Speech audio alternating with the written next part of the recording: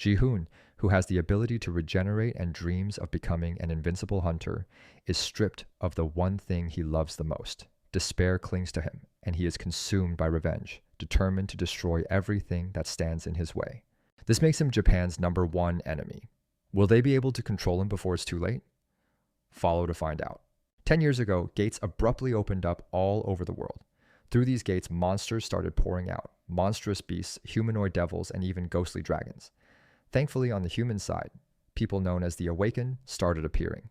These individuals began exhibiting supernatural powers, whether it was magic, martial arts, or other superhuman abilities. These Awakened became the hunters who hunted down the monsters. But for our protagonist, Kang Ji-hoon, none of this matters. A young teen, just minding his own business, finds his life shattered when a large block of diamonds slams into his face, knocking him back into the desks and chairs of the classroom. Blood pours from Ji-hoon's mouth and head, staining the floor. 3 other students stand over him, a brown-haired teen smirking down at him called Thor, another chewing gum, known as Sandman, and the leader, a white-haired teen with a diamond levitating above his arm called Crystal. Crystal calls Ji-hoon a worm and orders him to squirm. In this awakened specialization high school, Ji-hoon is nothing but a loser. His only ability? Regeneration, supposedly an S-rank power. Unluckily for Ji-hoon, his version of regeneration is a curse. Every time he heals, it hurts like hell. As his skull tries to repair itself, he screams in agony, flailing on the ground while his bullies laugh at him. Once he heals, there's no evidence of the attack, no proof of the bullying left behind. He has no choice but to endure. Even the teachers and the police do nothing.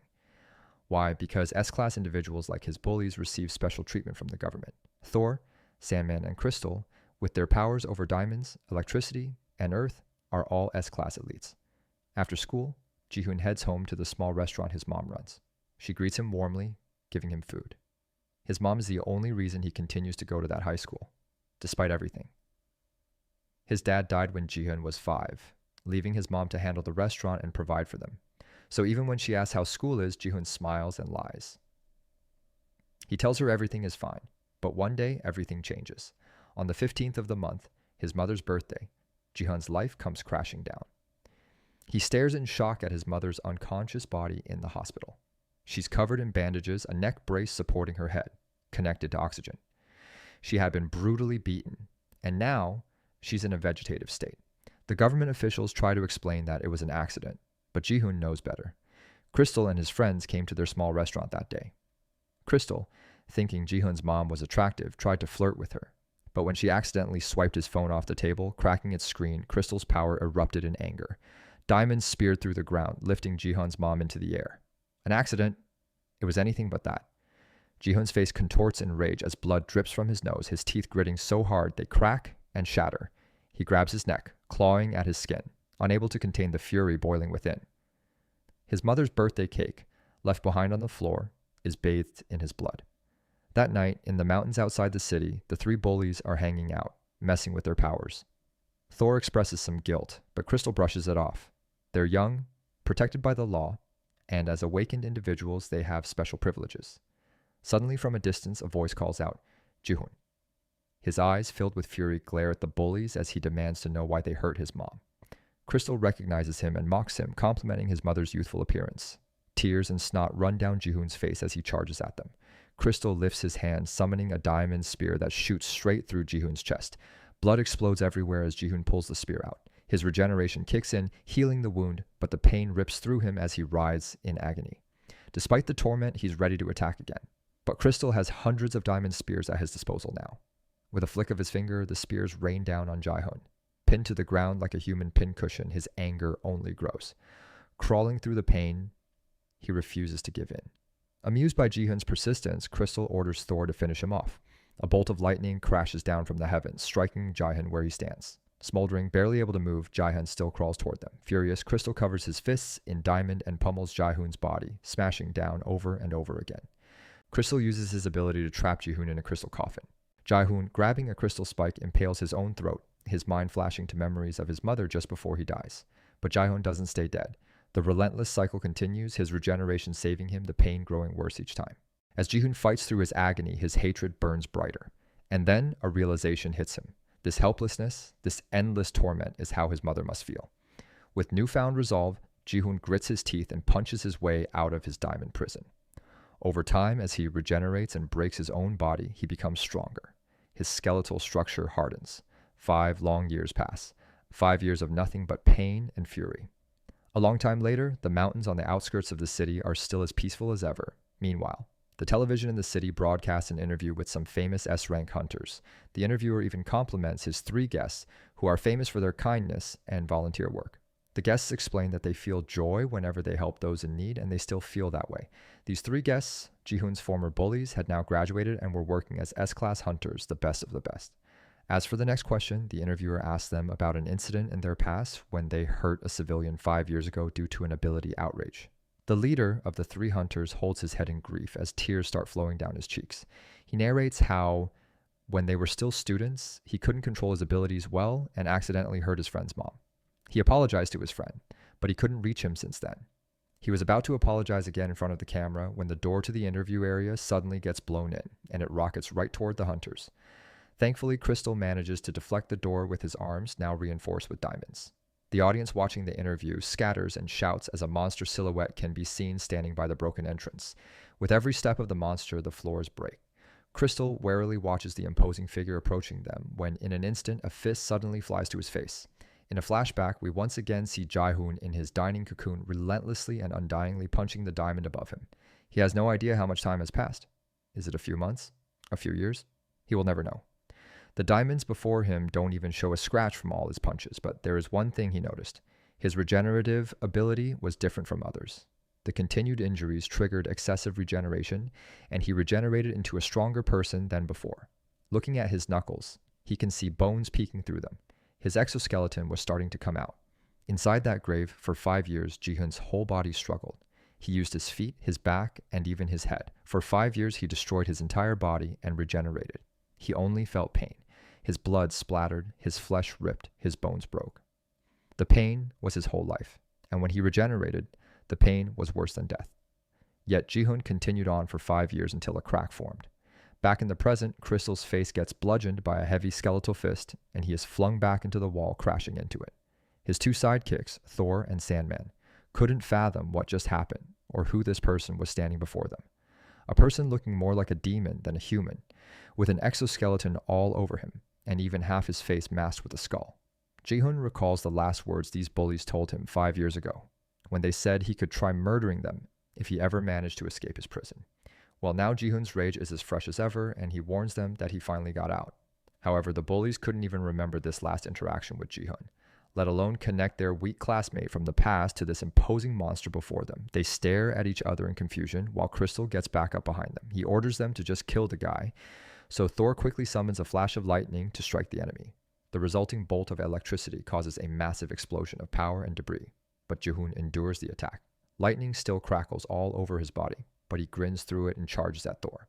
Ji-hoon lunges at Thor with his fists, using the blade-like bone protruding from his forearm to spear through Thor.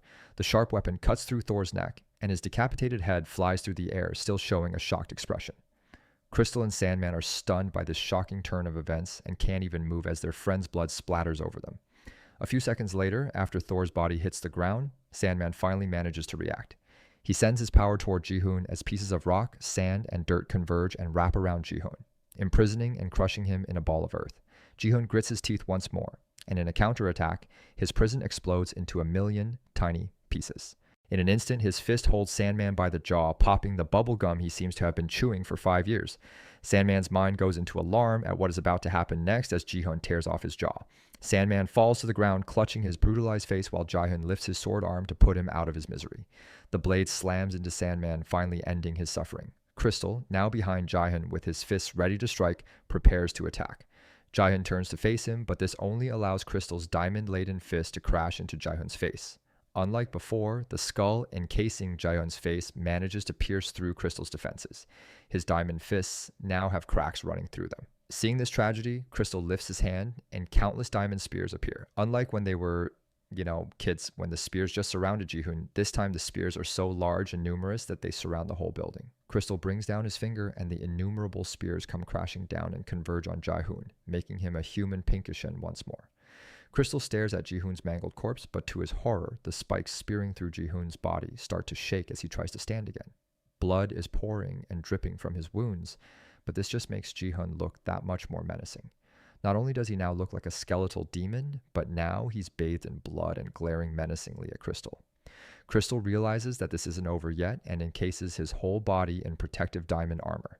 His fists become heavy diamond sledgehammers, and he starts pummeling Ji-hun. With every punch, both bone and diamond crack, and blood splatters all over. Crystal unleashes a combo of punches at Ji-hun, ending with a devastating blow to the head. However, just like back when they were teenagers, Ji-hun catches his fist with his mouth. He bites down on the diamond fist, and unlike before, when Ji-hun's teeth shattered, this time it is Crystal's arm that shatters. Crystal is horrified, realizing that he is no longer invulnerable to the monster before him. Ji-hun bites down hard on the arm and quickly punches his skeletal sword through Crystal's chest.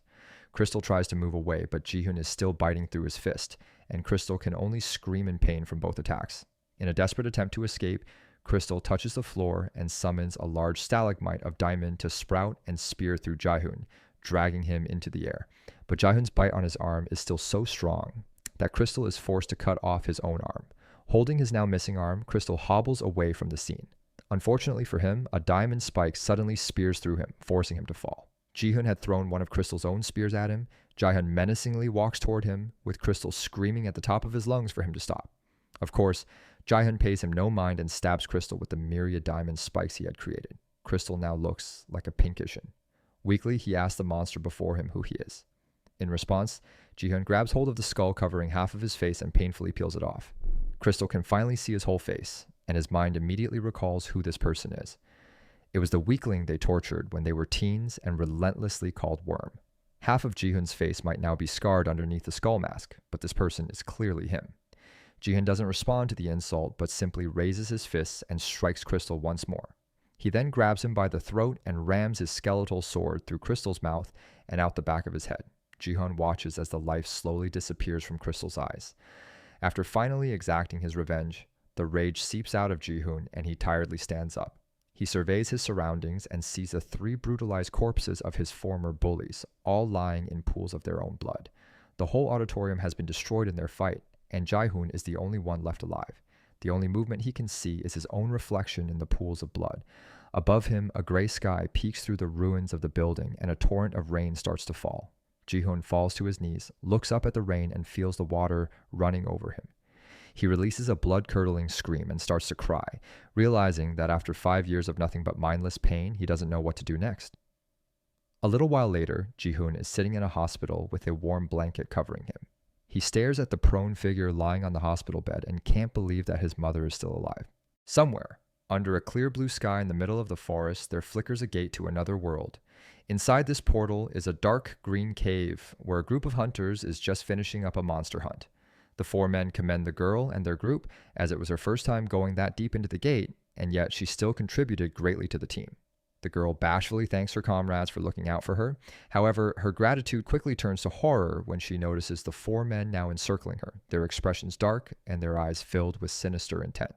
One of the men smirks, restraining her hands as he caresses her face. He tells her that they are far more grateful for her accompanying them, reminding her that no one will know what happens inside the gate. The girl begins shaking in terror. The muscular man was about to lick her face when, all of a sudden, his head is sliced clean off and rolls to the ground. The other men are horrified by the sudden attack. They frantically look around, trying to spot their attacker. Meanwhile, the girl is stunned as her savior steps forward, a humanoid figure encased in an exoskeleton embodying the terrifying name of a true monster hunter. The 3 remaining male hunters quickly respond to the presence of the monster, burying him with a barrage of attacks. One of them summons multiple fireballs, while another conjures a spear of darkness, and the last brandishes a katana. Fire and dark magic explode violently, striking Ji-hun, but the attacks barely scratch his exoskeleton. The samurai charges and stabs his katana into Ji-hun's chest, but to his horror, the katana shatters on impact. In a single swift counterattack, Ji-hun destroys the samurai. The 2 remaining hunters, now fully gripped by fear, cannot fathom how such a powerful monster exists within the gate. Ji-hun, unfazed, lazily swings his sword, decapitating both men in one strike, leaving only the girl alive. The girl, shaking and crying in fear, looks up at the monster who had just saved her. She wipes her tears away and thanks him, her voice trembling with emotion. However, her gratitude is abruptly cut short as her head is swiftly sliced off by Ji-hun. He had attacked once more, mercilessly ending her life. But why did he do this? To answer that question, we must go back to a few days ago. Ji-hoon was still crying in the auditorium, standing over the bodies of those he had murdered. Suddenly a voice spoke to him from afar. "What you did was amazing," the voice said. "How do you feel now that you've gotten your revenge?" The voice belonged to a blonde-haired woman standing by the door. Ji-hoon asked, "Who are you?" The woman introduced herself as Sim Jian, South Korea's Hunter Association head. Ji-hoon demanded to know how she knew about him, and her response shocked him. "I've been watching you ever since the incident 5 years ago," she explained. Realizing she was talking about his mother, Ji-hoon's rage surged again, and he charged at her. The auditorium exploded with force as he barreled toward her, ready to strike her down. Just before his attack landed, she spoke calmly. "I can save your mother." Those words froze Ji-hoon's fist in midair. The shockwave of his halted attack sent debris and rubble flying through the corridor. He hesitated, his rage momentarily held back, and he asked, "What do you mean?" Simjian clarified, "I can wake your comatose mother. After all, I am the only S-rank healer in the world." Ji-hoon, having learned from his past mistakes, wasn't ready to trust her easily. "How do I know I can trust you?" he asked. Simjian laughed mirthlessly and said, "You don't have to take my word for it. I was the one keeping your mother alive while you were trapped beneath the earth for 5 years." Thinking it over, Ji-hoon asks her what she wants with him. Jian smiles and tells him that there is currently a problem with the world situation. The hunters that sprouted all over different countries are now too strong. Most military forces are no match for hunters, and there are even hunters stronger than nuclear forces. Thanks to these strong hunters, the monsters inside the gates have mostly been killed. However, the gates still did not disappear. Now, without monsters, they are being used as pathways by different countries. Nations are using them to wage wars, and the soldiers for these wars are the hunters. Unfortunately for them, South Korea doesn't have enough hunters and couldn't stop the Japanese hunters from invading. That is, until Ji-hoon appeared. If South Korea were to respond to Japan with their own hunters, it would become total war. But a monster attacking hunters shouldn't be a problem. That is why Jian is asking Ji-hoon to be their monster, all in exchange for saving his mother. Back inside the gate, the group of hunters that Ji-hoon just got rid of were the first of his Japanese victims. It was a beautiful summer day in Japan. However, something was brewing inside a particular glass building, the Prime Minister's official residence. Inside, the Prime Minister of Japan has summoned the Minister of Defense to ask him some questions. The old man has his hands clasped before him and calmly asks the young Minister of Defense if there are strong monsters inside the gates. When the Minister of Defense answers in the negative, the Prime Minister then asks him if there are strong hunters in South Korea. The Minister of Defense replies, "No," once again. The Prime Minister suddenly slams his fist on the table and demands to know why their hunters haven't taken over the Korean peninsula, if there are no monsters or Korean hunters standing in their way. The veins on his bald head bulge with irritation as he demands an answer from his subordinate. This old, menacing-looking man is Rizaki Judo, the leader of Japan as its prime minister. The Minister of Defense apologizes to his superior and promises to rectify the issue. When Prime Minister Judo asks how he plans to do that, the Minister of Defense smiles and declares that he himself will take care of it. This young man is Japan's #1 hunter and Minister of Defense, Ikosai Kajuru. With his simple cape, gold bracers, and one singular earring, Kajuru doesn't look like the dangerous hunter that he actually is. A singular lock of white hair in the shape of the moon is prominently displayed above the rest of his dark hair, hinting at his style and technique. After his meeting, Defense Minister Kajiru orders his secretary to prepare his sword. He will go alone inside the gates. His secretary nervously remarks that the hunters they sent inside the gates were all lost, so it would be wise for him to go along with others. However, Kajiru stops walking and asks her if he looks like the person who would need something like that. Sensing his dangerous aura, the secretary quickly apologizes and prepares his sword. A few hours later, Kajiru passes through the gate in Japan's countryside and is now in the lands beyond. He walks through the cave where the other Japanese hunters went missing and wonders what could have happened to his useless subordinates. Numerous weak and small monsters attack him, but he just cuts them to ribbons with his sword. He knows that his subordinate hunters couldn't have died against weak monsters like those. While wondering what could possibly be inside the cave, he finally gets to the end. Inside, the bloody corpses of Japanese hunters are piled up on one another, and sitting on top of them is a humanoid skeletal monster. Fury envelopes Kajiru, and in one quick motion, he draws his sword from its sheath and strikes at the monster. To his utter surprise, his sword is stopped by the monster's own skeletal sword attached to its hand, and its armored forearm. Kajiru is insulted that this measly monster dares to block his sword, and he fluidly dodges the monster's attack. He He counterattacks by punching the monster's chest, creating some distance between them, and prepares his sword for one of his techniques. In one continuous motion, he utilizes one of his skills, Cage Ryu, First Moon, and slices at the monster. Despite managing to block it, the monster is blown back by the strength of the attack and coughs up blood. Kojiru isn't finished yet and releases his second technique, Second Moon. The pure energy released by his sword directly impacts the skeletal monster, blowing it once again into the cave wall. Kojiru compliments the monster's sturdiness for still being in one piece. He uses his third technique, Third Moon, to slash at the monster against the wall. This time, the monster manages to dodge his sword and attack with its own.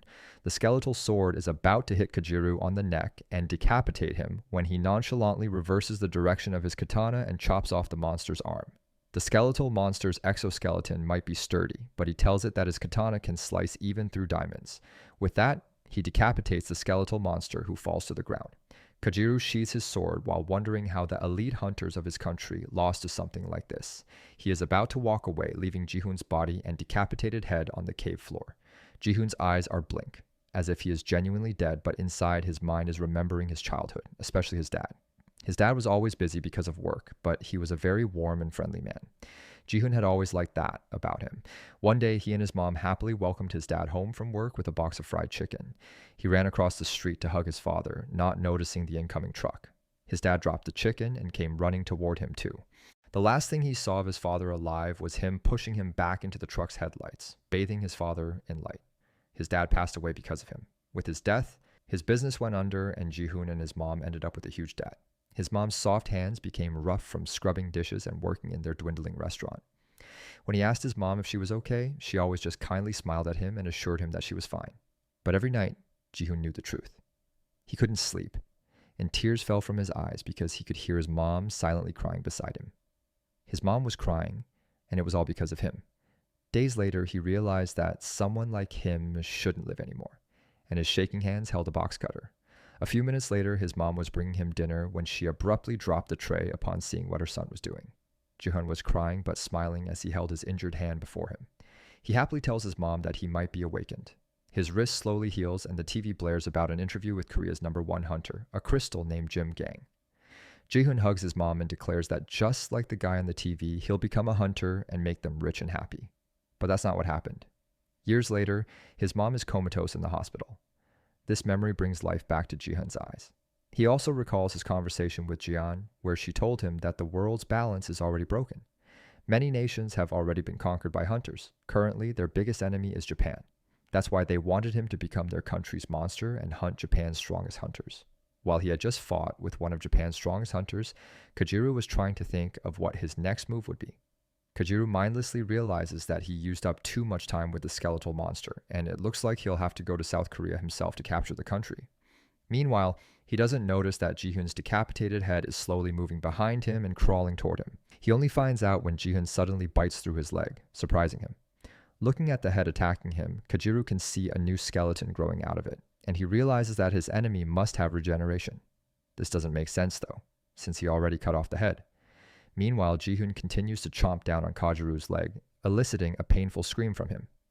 Kojiru slices Ji-hoon's face, escaping his bite, and finally takes Ji-hoon seriously. A moon forms on Kojiru's forehead, his eyes light up like lightning, and moonlight reflects through his sword. The symbol of his technique illuminates the very ground they are standing on, and in an instant, Kojiru vanishes. Ji-hoon can only sense flickers of Kojiru running around him. Kojiru then activates his most powerful attack, Kojiru, Fatal 12th Moon. The numerous silhouettes of Kojiru simultaneously attack. Ji-hoon can't even react as his whole body gets minced by Kojiru's katana. The pressure waves created by his technique are so powerful that the slashes travel and reverberate throughout the tunnel and into the gate. The slashes escape the gate, back to Earth, and the whole forest mountainside is devastated by the attack. On the other side of the gate, inside the cave, the roof is carved with moonlight patterns and the floor is diced. Meanwhile, Kojiru shakily walks away from his devastating attack, still enduring the injury on his ankle. He realizes that he might need healing when all of a sudden a spike of bone hits his other leg. He nervously laughs while behind him, the skeletal hand from which the bone spike erupted is shakily pointing toward him. Attached to the skeletal hand is a battered yet menacing-looking skeleton still trying to crawl toward him. Kojiru shakes from the attack and the realization that Ji-hoon is still regenerating. He cannot believe that Ji-hoon is still trying to fight, despite the large difference in strength between them. He grips his katana once more and charges back at Ji-hoon with a shout. A few days later, the gate in the countryside of Japan is surrounded by numerous hunters. The Ministry of Defense's elite hunters are all there, and with his arms crossed is Japan's Prime Minister himself, Judo. Beside him, Kajiru's secretary asks the Prime Minister if they really need that much firepower. Prime Minister Judo replies that it's been 3 days since Kajiru went in. Since he still hasn't returned, they need to check on him. After all, Kajiru is still Japan's #1 hunter. All of a sudden, his speech is interrupted when a head rolls out of the gate. It is Kajiru's head. Then a skeletal monster walks out of the gate and into Japan itself. Judo is shocked by this sudden turn of events, but his head abruptly flies off, detached from his body. Meanwhile, back in South Korea, a conversation is being held at the Korean Hunter Association headquarters. A subordinate is telling Jin that since Ji-hoon murdered Jim Gang's son, it would be bad if he found out. Is that a good enough reason to send Ji-hoon to Japan? Jin smiles and replies to her subordinate, asking whether he isn't even remotely curious who would win, the ever-regenerating Ji-hoon or Japan's strongest hunter. In Japan, Prime Minister Judo's head abruptly reattaches itself to his body, and his flaming fist suddenly punches Ji-hoon to the ground. The punch causes an explosion so large that it seems a comet has fallen right at the two combatants. Ji-hoon is now unconscious on the ground, with Judo standing over him, lava dripping from his fists and burning holes throughout his clothes. After all, Judo is not just the Prime Minister of Japan, he is also an SSS rank hunter, Japan's #0. His bald head is flaming with anger, while the cut on his neck has already miraculously healed, thanks to the magma-like nature of his body. Meanwhile, Ji-hoon lies before him, defeated and stunned by Minister Judo's singular but powerful attack. In the story, we see that 3 years ago, all the monsters were eliminated from the small gates around the world, and humanity began to fear the hunters because they were incredibly powerful. As a result, some countries attempted to eliminate the hunters. They fired missiles at them and tried every possible way to get rid of them, but they failed miserably. On the other hand, when the other hunters saw all this, they made a deal with the government that they would either coexist or take control of the country through their power. In both scenarios, the hunters achieved supremacy. The first country that the hunters conquered was Japan. The reason for this was that Japan's Prime Minister, Judo, was an SSS rank hunter. Even before gaining his powers, he was extremely aggressive, and when the hunter system was introduced, he tried to take control of South Korea. But his plan failed due to a single monster. At that moment, we see Ji-hoon using his regeneration power to heal himself and standing up. Then, Japan's hunters, along with Prime Minister Judo, come forward and his disciples observe that he is using regeneration power. Among them is a 7th rank hunter named Jodomaru and an 8th rank hunter named Daku. Both say to Prime Minister Judo, "Leave this to us, we can handle it." Jodomaru states, "This is just a pathetic monster that can only regenerate." Daku adds, "What if I cut off your head?" But just then, Ji-hoon charges forward and grabs Jodomaru by the face, simultaneously decapitating Daku with a swift strike. Seeing this, Jodomaru is momentarily shocked, as Ji-hoon crushes his head with his own hands, turning it into mush. Everyone is stunned to see how powerful Ji-hoon is. He stands over the crushed head of Jodomaru, blood splattered everywhere, and the other hunters, filled with rage, are infuriated that he has done this to one of their own. At that moment, Prime Minister Judo declares, "Now, if anyone takes a step forward, I will take their life." Everyone is shocked, wondering why Prime Minister Judo is saying this. He glares at Ji-hoon, remembering his disciple, and flashes back to a winter's day. Snow is falling as Prime Minister Judo approaches a child who is shivering in the cold. Judo sits down beside the child and asks, "What are you doing here, kids?" The child, trembling from the cold, asks, "Who are you?" Prime Minister Judo replies, "I am a hunter. It's very cold. Come with me." He then asks the child for his name. The child answers, "My name is Ikosai Kajiru." The scene shifts back to the present, where Ikosai Kajiru's head lies on the ground. Seeing this, Prime Minister Judo becomes furious, and flames seem to emanate from his face. Meanwhile, Ji-hoon has a slight smile on his face. Prime Minister Judo launches a powerful attack against Ji-hoon, who manages to block it with ease. However, the attack is so powerful that Ji-hoon is forced to fall back. Prime Minister Judo charges forward and begins to strike Ji-hoon repeatedly. With each hit, Ji-hoon's body becomes more battered. Prime Minister Judo's relentless assault causes Ji-hoon's eyes to pop out and roll away. Then, Prime Minister Judo performs a devastating lava attack that turns everything to ash, leaving the remaining hunters in awe of his strength. They say to each other that they expected nothing less from Prime Minister Judo, hoping he would turn this monster to dust. Standing over the remains, only the bones of Ji-hoon are left, while everything else has been burned away. As Prime Minister Judo reaches down to pick up Ikosai Kajiru's head from the ground, he suddenly senses something. Ji-hoon is using his regeneration power, healing himself. Prime Minister Judo looks on in shock. Suddenly, we are shown a flashback where many corpses lie around, and Prime Minister Judo says, "Now, no one will stand with us." Standing among the bodies, he tells someone, "I'm sorry you had to go through all this." Ikosai Kajiru replies, "It's all right. We barely managed to conquer only Japan, and now we need to take control of South Korea and China." Prime Minister Judo tells Ikosai Kajiru that this time he might even die. If he wants to go, he can. Ikosai Kajiru responds, "You were the one who saved me when I was freezing to death on the streets. I can't repay you this debt in my lifetime, so I won't leave your side. But I want one thing. Once everything is over, can I call you my father?" Ikosai Kajiru, who has a deep sense of gratitude, replies, without asking, "I already consider you my son." Hearing this, Ikosai Kajiru is deeply moved and astonished. Once again, we shift back to the current story, where Prime Minister Judo is creating extreme heat due to the lava, and the lava is moving toward the other hunters. One hunter, named Hanem, uses her ice power to freeze the lava and creates an ice wall around her teammates. Seeing the flames coming from Prime Minister Judo's body, Ji-hoon steps forward, placing his foot on the lava. Just then, Prime Minister Judo unleashes his most dangerous attack, one that will vaporize every cell in the body. This attack is called magma synthesis, and he directs it toward Ji-hoon, launching a series of flames that begin to burn him. Only Ji-hoon's bones remain. Everything else has been reduced to ash. Prime Minister Judo then targets Ji-hoon's bones with another attack, intending to turn even those to ashes. All the hunters are astonished to see the strength of Prime Minister Judo's attack, which has created a crater in the ground filled with lava. As the lava surrounds him, Ji-hoon finds himself engulfed in flames. At that moment, Prime Minister Judo calls for one of his students, Hanem. She immediately responds, saying, "Yes, sir." Judo instructs her, "Now it's your turn. Use your powers to freeze the lava." Hanem activates her abilities, and she begins to freeze the entire area around them, encasing the lava in a thick layer of ice. Prime Minister Judo turns his gaze away, saying, "Let him be trapped in this lava." Ji-hoon is burning badly in the lava, and they intend to confine him there forever, to let him burn endlessly. Then, the scene shifts to South Korea, where a building named Kumkong Guild is shown. Inside, a girl uses her powers to treat a man, and just then, the man's eyes open wide.